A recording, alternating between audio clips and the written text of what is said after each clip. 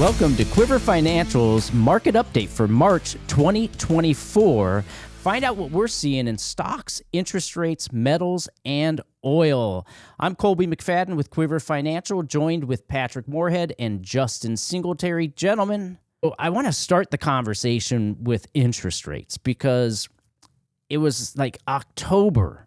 Everybody was like, oh boy, higher for longer. And then all of a sudden, the whole narrative changed around interest rates, and I don't know what happened. Everybody went from, oh my gosh, the Federal Reserve isn't raising interest rates, and now they're going to lower them. Like the narrative of the market went from, hey, we're going up to we're going down. And it's like, did people forget that they can also just kind of sit and do nothing for a while?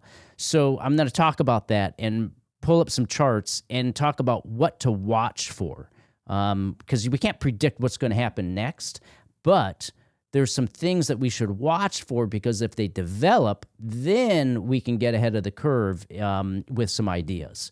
So we'll talk about interest rates because I think the stock market is really wrapped around the narrative that interest rates are going to go lower later this year and next year.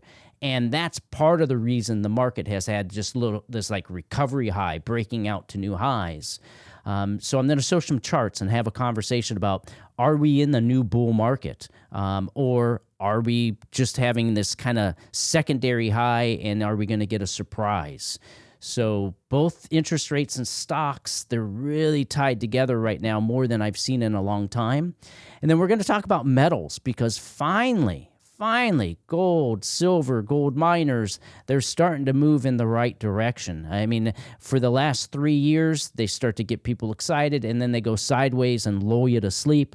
Now we're starting to see some action, so I'm going to show you the charts. I'm going to talk about where this trend could go, and also how to play it, the best ways to play it, at least how we're going to play it.